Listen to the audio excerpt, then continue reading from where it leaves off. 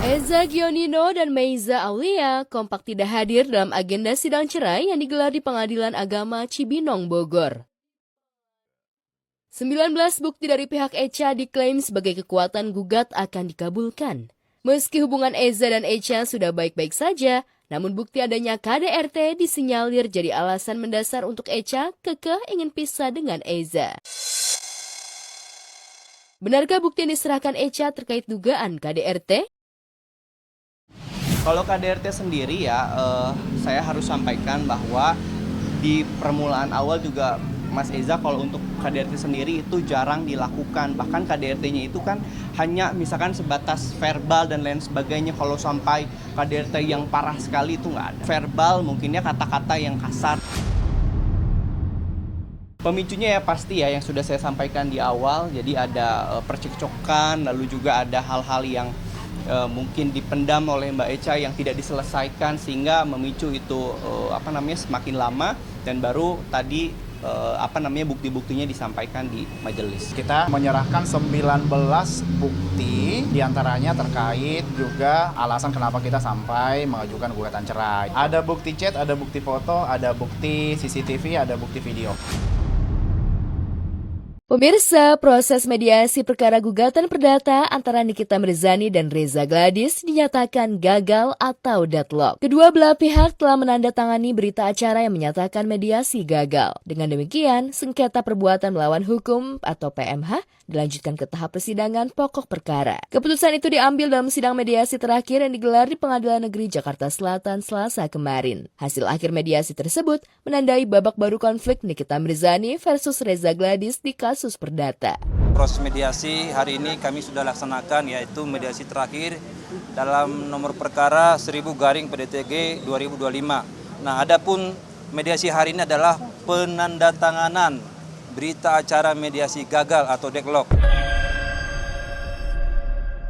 Sehingga tadi sudah disampaikan oleh mediator bahwa mediasi ini gagal ya, untuk minggu depan akan masuk dalam pokok perkara. Untuk saya tambahkan ya, bahwa hari ini kan deadlock ya. Sebenarnya deadlock itu adalah permintaan dari prinsipal penggugat atau kuasa hukum dari penggugat.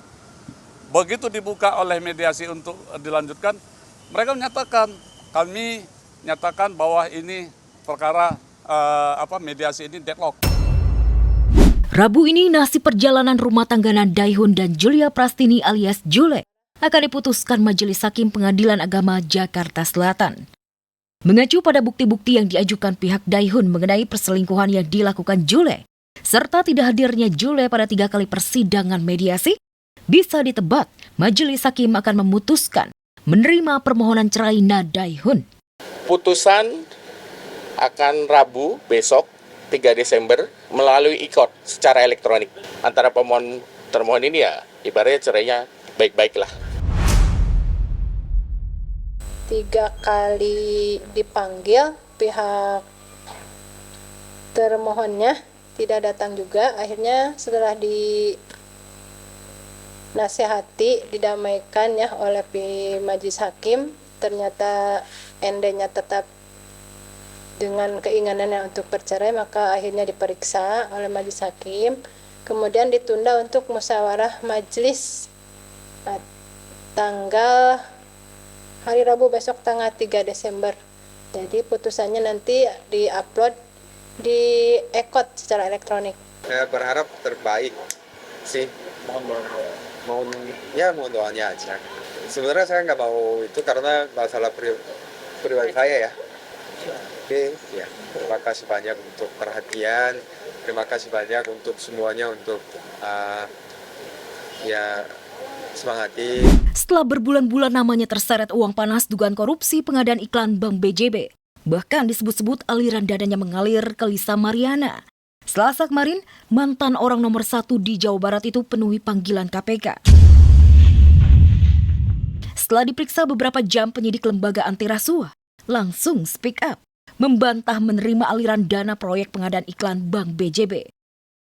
Nah, hari ini saya sudah melakukan klarifikasi sebagai penghormatan pribadi pada supremasi hukum, tanggung jawab sebagai warga negara, memberikan keterangan seluas-luasnya, tanggung jawab pribadi sebagai anak bangsa untuk menunjukkan transparansi dan akuntabilitas.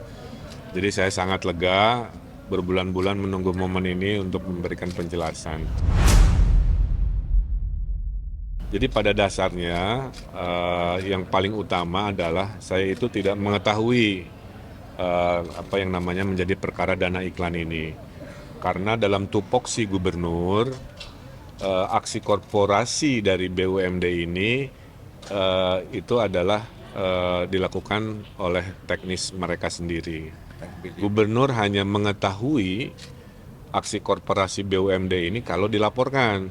1 oleh direksi, 2 oleh komisaris selaku pengawas, 3 oleh kepala biro BUMD atau kayak menteri BUMN-nya kan. 3 ini tidak memberi laporan semasa saya jadi gubernur. Makanya kalau ditanya saya mengetahui, saya tidak tahu. Meski membantah tak tahu menahu apalagi sampai mencicipi manisnya uang korupsi pengadaan iklan sebesar 222 miliar. Kang Emil yang dikenal dengan sebutan si Papa Pizza itu tak menampik pernah mengguyur uang untuk Lisa Mariana. Dari uang pribadi bukan dari uang hasil korupsi. Karena saya tidak mengetahui, maka semua yang pernah rame itu semua adalah dana pribadi, ya, dana pribadi sendiri, jadi tidak ada hubungan dengan perkara yang dimaksud, kira-kira begitu. Ya, media Agustus lalu, Lisa yang mengklaim pernah jadi selirnya RK, memberikan kesaksian pernah menerima aliran uang dari RK, yang diyakininya bersumber dari proyek pengadaan Bank BJB.